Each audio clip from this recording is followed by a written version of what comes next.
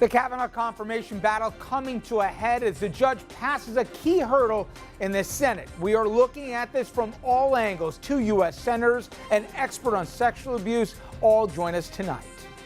We'll also take a look at how this will impact the fast approaching midterm elections, the winners, the losers, and whether this could move the needle as Dems try to retake control of Congress. And tonight, not only about politics, we will head out to Fenway Park for a preview of the Yanks-Sox game. We'll also have a review of a new Broadway show, Pretty Woman. Critic John Simons, famously picky, did he pick this one apart?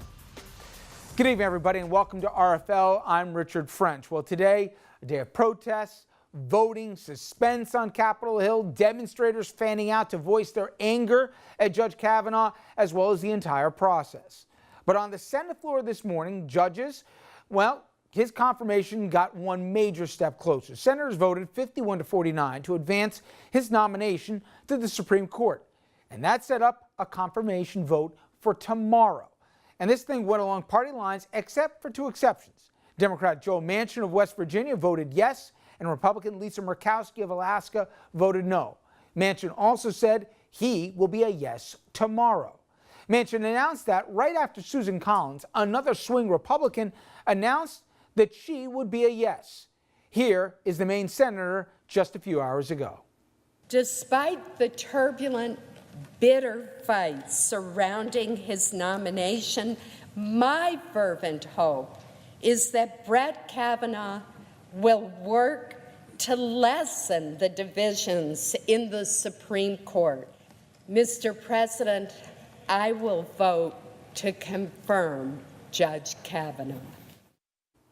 A lot of people think that optimism will be misplaced. So now we've got the math, and it looks like they've got the 50 votes, in fact 51, that are needed here to get Kavanaugh across the finish line. For his part, the judge penned an op-ed in the Wall Street Journal to attempt to explain himself and at least his behavior at the hearing last week. Here a portion of the quote-unquote apology, if you want to call it that. I was very emotional last Thursday, more so than I've ever been. I might have been too emotional at times. I know that my tone was sharp, and I said a few things that I should not have said. If confirmed by the Senate to serve in the Supreme Court, I will keep an open mind in every case and always strive to preserve the Constitution of the United States and the American rule of law. And joining me now, Senator Bob Menendez, Democrat from New Jersey. We agree, Senator, this thing's over. They got the votes. Kavanaugh's going to be confirmed? Well, based upon a couple of our colleagues' announcements, I would assume so if everything stays that way tomorrow when the vote is taking place. I respect their decisions. I obviously, having listened particularly to Senator Collins's remarks, think that her views of Judge Kavanaugh are truly aspirational.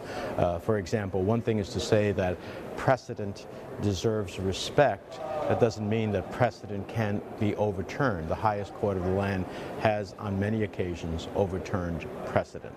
So when we talk about Roe versus Wade and a woman's right to choose and reproductive health issues, that's a real concern for me. The positions that Judge Kavanaugh has taken as a D.C. Court of Appeals judge as it relates to the Affordable Care Act, I could cite other decisions that would be concerning to me. So I have a different point of view, and of course I'll be voting against Judge Kavanaugh for the Supreme Court. I think the demeanor that he exhibited after Dr. Ford, who I found incredibly powerful, very credible and truthful, was outrageous. It showed him to be what he is, as a political operative dressed in a judge's robe. But his remarks were outlandish for somebody who wants to be in the Supreme Court of the United States. You know, Senator, you were speaking about Senator Collins' comments, and one of the things she said towards the end was she hoped we can go back to a better time for the Senate, especially when it comes to picking judges for the Supreme Court.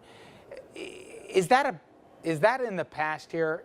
This, especially with the scars that these Kavanaugh confirmation hearings brought with it, has this thing ramped up where, unfortunately, the judiciary will be looked almost as a third political branch?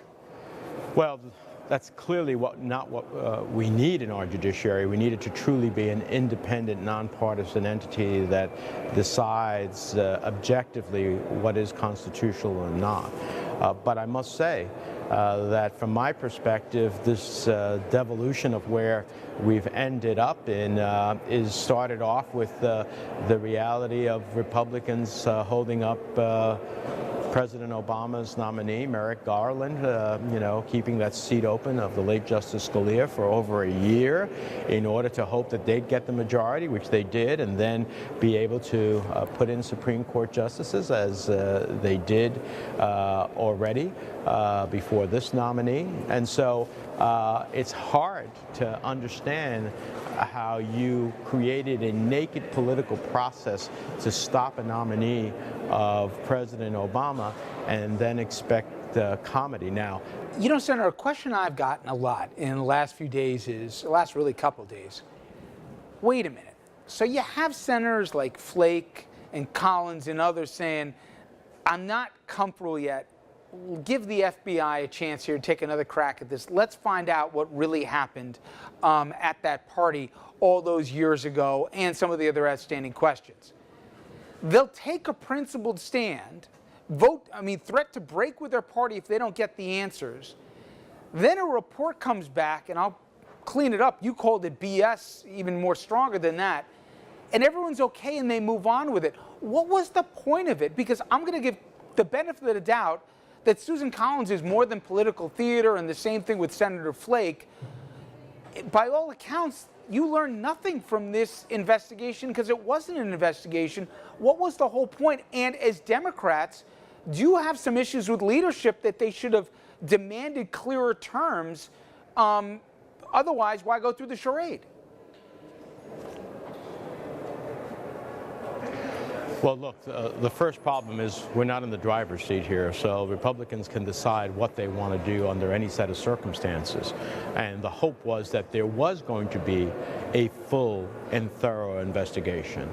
And I did call the report BS because when I read it, I said, this can't possibly be considered an investigation. First of all, the two main figures in the investigation, Dr. Ford and Brett Kavanaugh, were not interviewed.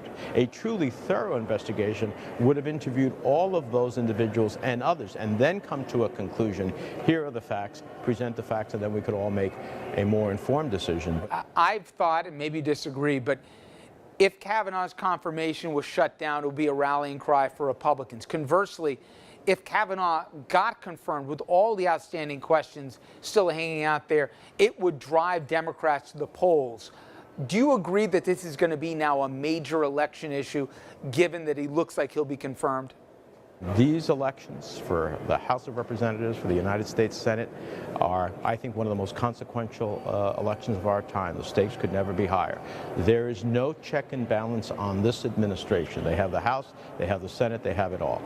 If we want to constrain a presidency that consistently acts in a way that I believe is to the detriment of the American people, both at home and abroad, we need to have that check and balance come to fruition in the elections in November. And this will be one of the things that voters will have to think about.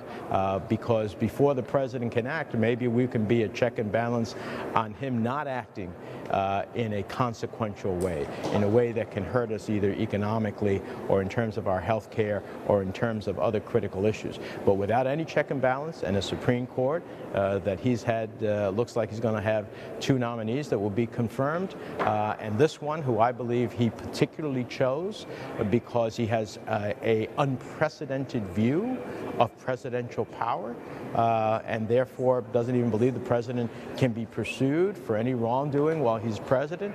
Well, that says a lot to me of why all of the people on the Heritage Foundation's list, you chose Brett Kavanaugh. The stakes couldn't be higher. These elections have real consequences. We need a check and balance on this presidency. Senator Menendez, thank you as always. Thank you. Good to speak to you. So as you heard Senator Menendez, this thing looks like a done deal, but still a lot of hard feelings about how the process worked, and more specifically, didn't work. For more on that, let's bring in Senator Chris Murphy, Democrat from Connecticut. I want to read you what Senator Grassley had to say, who chairs the Judiciary Committee, as you know. He said that he oversaw the most transparent confirmation process in Senate history. He called the actions of the Democrats, among other things, undignified, mob rule, monstrous. How do you respond to the claims here that the Democrats, they were partisan from jump and they were only trying to muddy the waters? Yeah, I don't know what he's talking about. I think that's really sad that he uses those terms. He's mirroring what Brett Kavanaugh said. There's this, feeling out there that there's some vast Democratic conspiracy that found Christine Blasey Ford and convinced her to lie to Congress. That's just not true, and everybody knows that's not true. She came forward with her allegations before Brett Kavanaugh was ever nominated, and I wish that Republicans had taken them seriously. They didn't. When Anita Hill made accusations that were frankly less serious than the ones that Dr. Ford made, there were 22 witnesses. There were 3 days of hearings. There was a full FBI background check. Republicans did none of those things. I sat in a room for 60 minutes and reviewed the background check material from the FBI. 60 minutes. They didn't give us any more time than that. And, by the way, there were 15 other Democrats in that room while I was reviewing it, trying to look over my shoulder and share the material. This is an embarrassment, and I wish we could work together to create a more dignified process.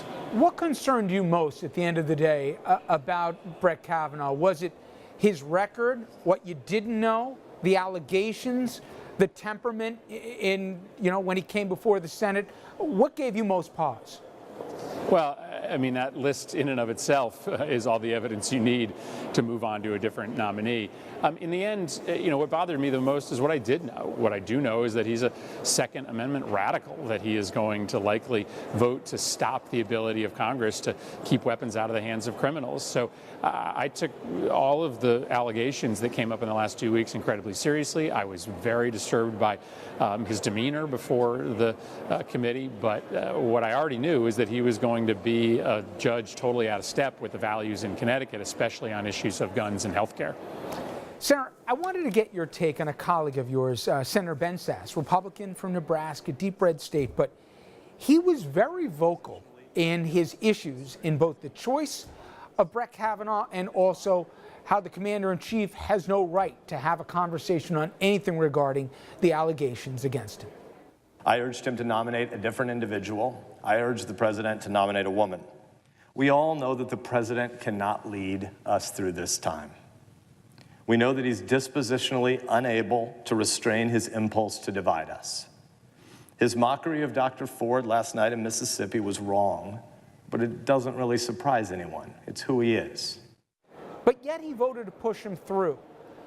And I'm sure you respect Senator Sasse, but why? Where's the disconnect? If they don't think he's the right person, why do some people say, well, confirm him anyway? Well, you're asking me a question that I can't answer. Republicans routinely engage in, throwing occasional barbs at the president, but then they vote for all his nominees. They vote for all of his radical proposals. When you're a senator, you have a voice and you have a vote too. And often those two things don't seem to work together for a lot of my Republican colleagues who are willing to criticize Donald Trump, but then aren't really ever willing to vote against him. Senator, it's going to be a historical weekend. I know you got a lot ahead of you. Thank you very much for a few minutes. All right. Thanks a lot. Up next, you heard the earlier senator. He believes the confirmation battle will have a huge impact when people head to the polls next month. We'll have some new numbers are out and how they could give us an indication of how this will impact November.